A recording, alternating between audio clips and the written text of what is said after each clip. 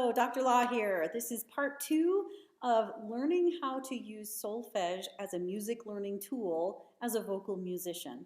So in part 1, we talked about scales and internalizing what we're hearing and what we're feeling in terms of learning the scales and what they feel and sound like within our singing voices and bodies.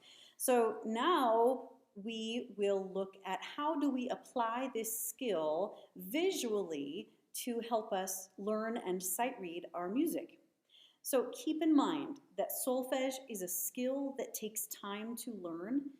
It won't happen overnight, but you'll find that you'll have these aha moments where something will click and it will open the door in your skill and things will become easier much more quickly as you become familiar with the system. So it does take time. Be patient. Okay, so when we're learning solfege to use as a sight reading tool to learn our music, we need to know about the scale just a little bit. Last session, we sang the scale. Here's C major. And before we sang the scale, we tonicized with the tonic triad. Do, mi, do, so, do. Those are the most important notes in your sight reading. So if you're looking at the scale as a chart like this, do, mi, so, and do are the most important notes. They're the ones we will hear the easiest. And so I've put a box around each one of those to notate that they are the most important ones. They are the easiest to hear, and I will have the most success with those notes once I visually see them on the page. Now, I want to tell you about the rest of the scale. We have tendency notes. The rest of the scale have tendencies towards one of do, mi, or so. Re almost always goes back to do. The tendency is to go back to do. Do, re, do. It resolves downward. It's that suspension, that 2-1 suspension, okay? Fa acts very closely in relationship to re. Fa acts as that 4-3 suspension. Fa, mi. Fa almost always resolves to mi. La is a pivot note. La can either resolve or has a tendency to go up towards do or down towards so. Do, mi, so, la, so. That's again that suspension feeling that we've had before. La, ti, do. So la can go either way, but you just need to know that la is a neighbor to so. If you can visually identify so and it's one up from so, you know that that's la, okay? Ti, do, almost always resolves up to do. So, the tonic triad, do, mi, so, do, those are your pillar notes, the ones you will most likely always be able to visually identify and orally identify. Your pivot notes, re, fa, la, ti, have tendencies towards one of either do, mi, or so. So that's the way the scale works in a major key. We'll stay with major for now. So, looking over here at this scale, this is basically C major, okay? And so, looking at the scale, I would visually identify do, mi, and so. I've already told you that that's do. So I will put a box around do. A skip up from do is mi. And a skip up from mi is so. And of course the octave here, always at the opposite of a line or space from the bottom do. Do, mi, so, do. Visually now I see those on the scale. I have a little exercise down here. If this is do, a skip up from do is, and a skip up from is. So we've got the tonic triad here already. So now the next order of business is to visually scan across the page for your tonic triad. Every time you see a do, make a mental note. Okay, scanning for this ledger line. Oh, okay, we end on do. We start on do, we end on do. Mi is that first line, scanning across.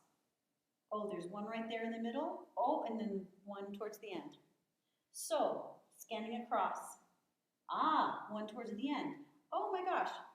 Do, mi, so, mi, do. I've already learned how to sing the beginning of the exercise and the end, just by visually recognizing the tonic triad.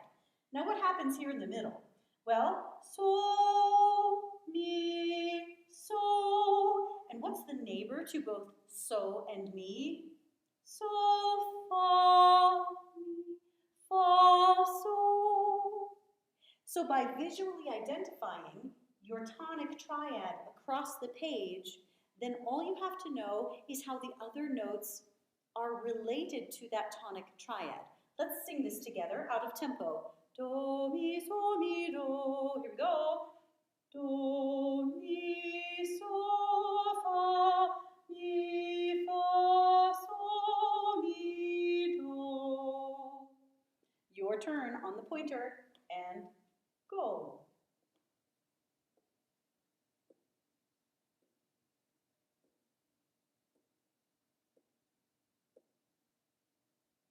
Good job. So that's the first step in visually identifying what you're going to be seeing as notation.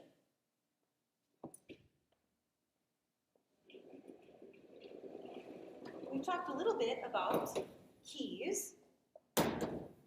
Oops. There went so. So how do we identify the key of the piece? Well, I want to have you switch your thinking, that you're not going to be identifying the key of the piece. Your simple goal is to identify do, your starting do. And as I said in the first lecture, any note can be do. So we have to figure out what we're seeing and where do is. Once we know where do is, it in some ways doesn't matter what key we're in, because if we know where do is, we know what that sounds like, and we can read in terms of lines and spaces in relationship to our tonic triad, okay? But here is how you find do. And here's another little song, and you won't forget.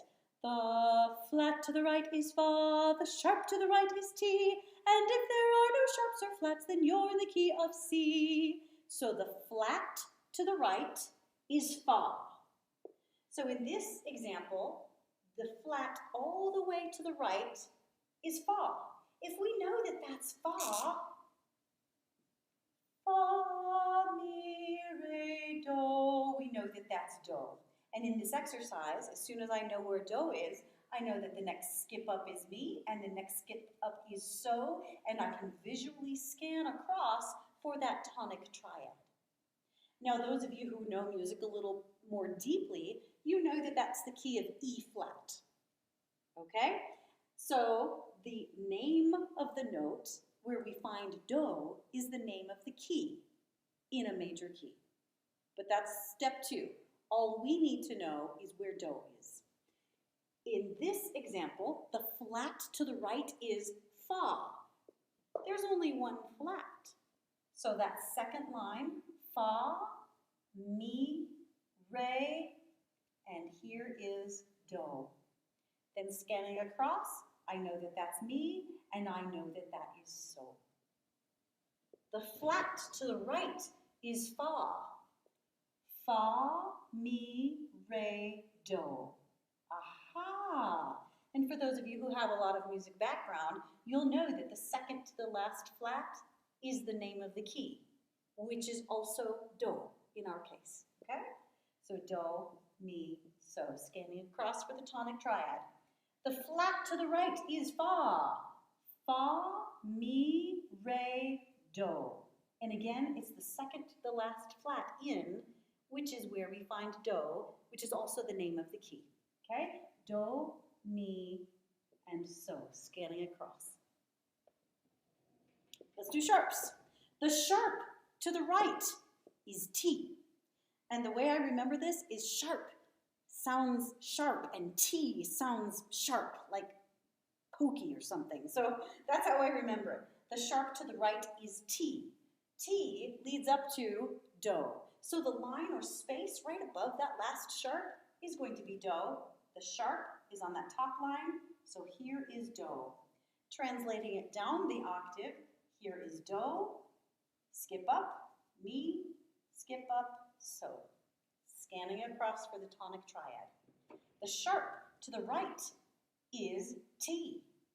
We are in the key of A. So transposing down, here's do, mi, and so. The sharp to the right is T. Here's do. Translating it down, do, mi, so. And again, the sharp to the right is T. Here is do, mi, and so.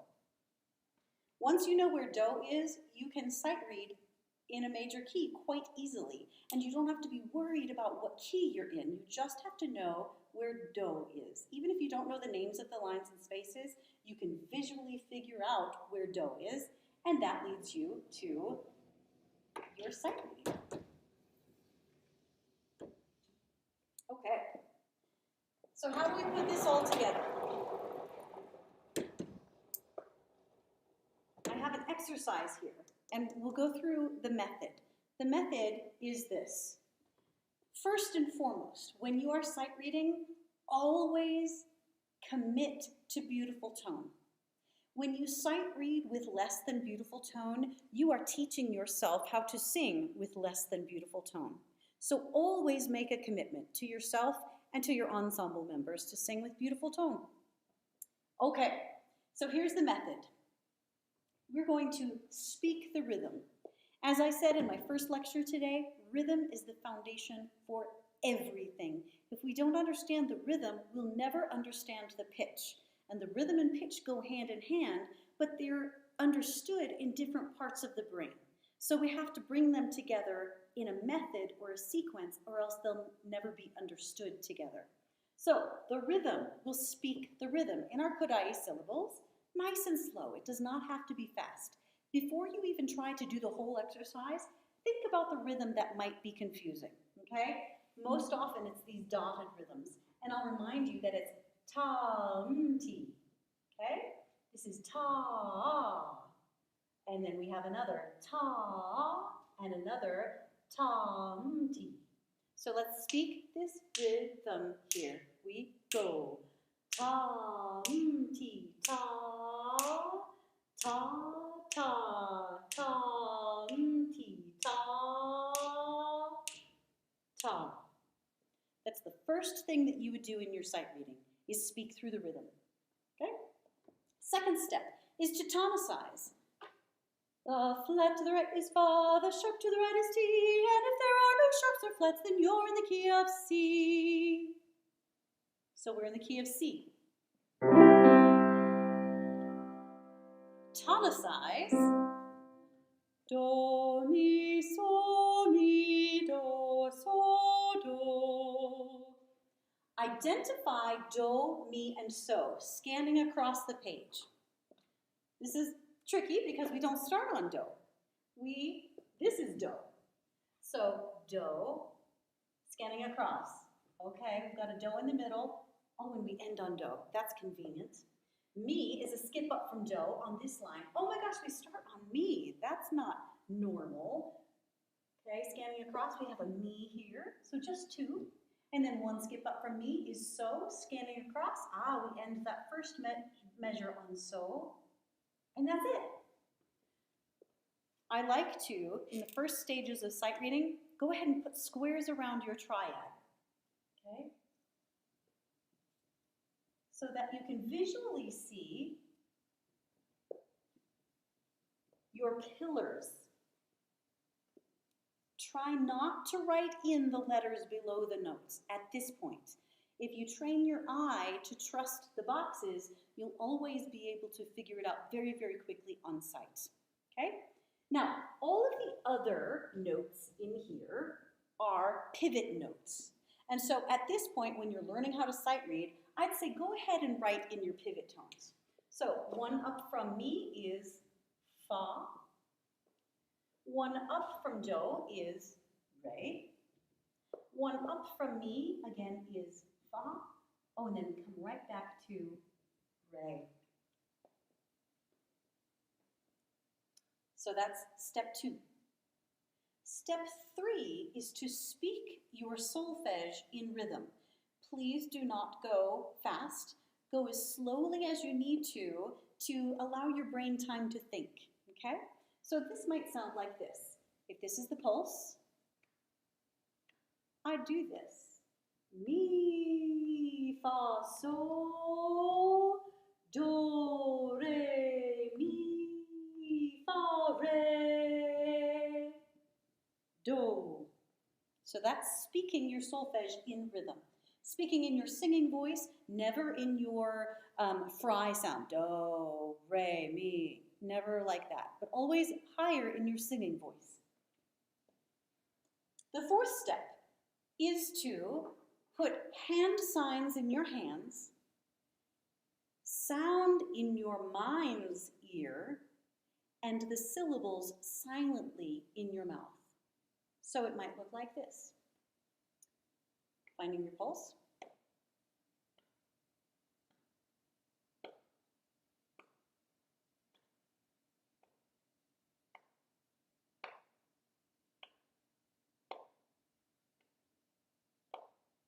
Okay, so I was mouthing the syllables here, hand signing here, and listening inside of my head, audiating.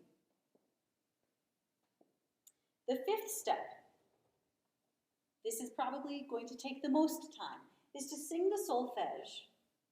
And don't be worried about the rhythm at this point. Your job is to find the intervals that might be a problem. So before you start this step, look for the large skips. That's a large skip. Okay, and here's a skip. I'm not confident that I know what it sounds like in my ear just yet. So I'm going to go directly to these large intervals and figure them out. I know that that's a so, and I know that that's a do, but I've forgotten what the key sounds like, so I'll tonicize again. Do, mi, so, mi, do, do, mi, so. I'm figuring out in my head, right? Trying to relate it to what I already know. If I can't hear where so is, I'll walk it up from where I do know do is. Do, re, mi, fa, so, do, and then I'll toggle back and forth to create that muscle memory and the aural memory. Do, so, do. Then I'll put it in context. So, do. Okay, figuring out that interval. The next interval, well, I don't know if I can really hear what fa to re sounds like, so I'm going to relate it to do. Do, re, mi, fa, re, fa, re, fa, re. And then I might go from here. Mi, fa, re. Only then am I now ready to sing the solfege in rhythm as best I can. Now, if I get to a part where I can't hear it right away, go ahead and walk up or down the scale so you can hear the interval. And then go back and try it again. From the beginning of the bar where you made the mistake. Don't go all the way back to the beginning because that wastes your time, okay? So, if we were to now put our solfege, our hand signs, and rhythm and singing pitch all together, it would sound like this. Always tonicize first. Do, mi, so, mi, do. Find a pulse on your body that you can live with. You don't have to patch it. You can walk it. You can tap it at your sternum. Whatever is good for you. So here we go. Mi, fa, sol. How many of you actually got the first mi? Ah, do, mi. That's where we start. Mi, fa, sol, do, re, mi, fa, re, do, probably quite too fast. So this can be the quarter note. Do, mi. Here we go. Mi, fa, sol, do, re, mi, fa, re, do. Good job. So this method will help you to learn how to use solfege as a learning tool for your music. Please let me know if you have any questions.